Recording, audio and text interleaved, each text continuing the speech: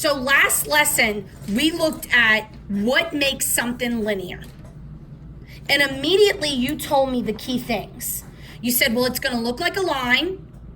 It'll have a constant, which is also called our slope. It'll be written in y equals mx plus b. And the exponent of x has to be 1. That is how we know it is a linear function.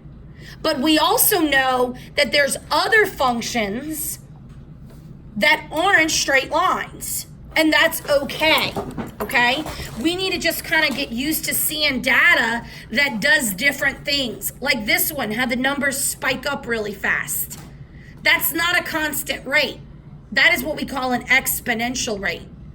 And then numbers that go from negative up to positive and then maybe back down to negative. That's going to be our quadratics or our curved lines because they're going to go up and then they're going to go back down.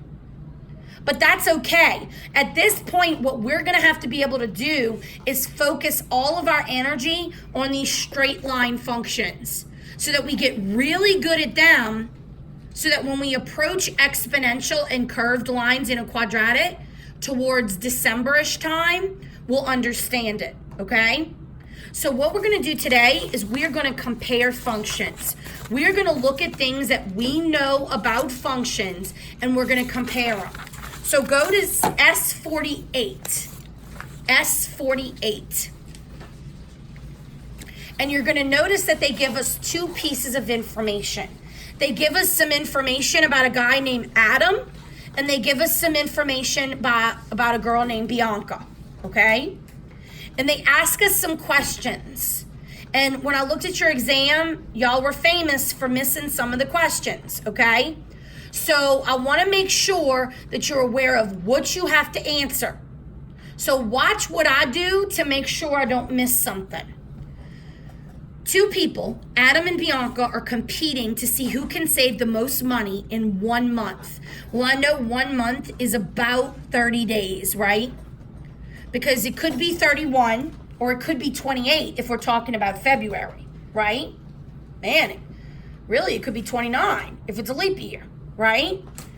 It says use the table and the graph below to determine who will save the most money at the end of the month. So I need to know end of month, and I'm going to blow this out so that you can see what I'm doing as a model because you have it on yours. End of month, most money. So look what I'm doing. I am actually writing my answer in a blank, so I know I have to answer that piece. Then it says state how much money each person had at the start. So Adam, I need to know his start money. And I need to know Bianca, start money. So I draw blanks so that I don't miss that. On the exam, the question where it asked you for the unit rate and then the answer, I can't tell you how many people forgot to put $5.25 and $6. And they lost 2 points right there because they did not answer for the unit rate. So if you forgot to put these answers, you would lose 2 points if you only answered this. So by drawing the blanks as I read the problem, I'm making sure I put everything I need to compare it. So it says, here's Adam's, his is a graph, and here's Bianca's, hers is a table. So let's go to the graph. What is the first thing that you can pull from the graph to help you compare? Anybody? The easiest thing. Go ahead, Moto. The y-intercept. Always go for the y-intercept in anything, because it's always going to be the easiest. So here's the y-intercept. Moto, what does the y-intercept represent in real world? The start of what?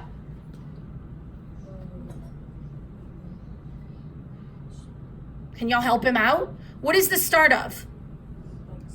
His savings, right? That is the starting money he had in his savings. Was that a question that they asked? Yes, it was. So I know that that represents how much money he started with his savings. But that doesn't help me answer the end of the month. I'm going to need something to plug in the 30 days to. So what am I going to have to do? Find the slope and write the I have to write the y equals mx plus b, right? Because I can't forget that y-intercept piece. So how would y'all get the slope off of this one? Find another pretty point. So I'm going to travel up the line, find it, and then I'm going to compute my slope. So how much does he go up? $1, $2, $3 over 1. So what's his slope? $3. And what was his b? 3. So we could actually write his function. What is it?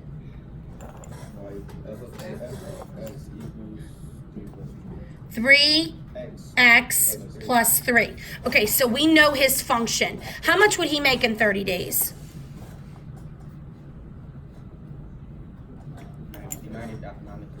$93. How did you get that?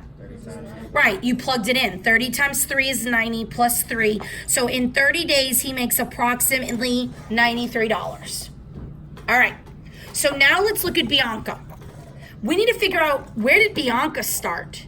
So I remember Miss Blanchard telling me whenever the x is 0, I have my y-intercept. So do I have a 0 for x? No, I don't. So the table does not show me the b. But I know how to back in and get the b. Any ideas? What can I get? You could divide it through, but what would you need to back in and divide it through? The constant. So let's go for the constant first, the slope. So if I've got this right here, you're absolutely correct. You got to get the slope, the constant amount. How can I now, knowing what I know, get this fast? Y by x, the slope formula, right? So I'm just going to grab 2 off, subtract these. So 62 minus 38 over 20 minus 12. What do you get? Double check that. 62 minus 38. What did y'all get? 24? And then 20 minus 12. 8? So what was her slope? $3. So we need to figure out what that is. Now he suggested we could go back and figure out, right, backwards, but we learned another way. I could pick a point like 517 and I can plug it in. 17, because this is my x and my y, equals 3 times 5 plus b. I don't know what it is.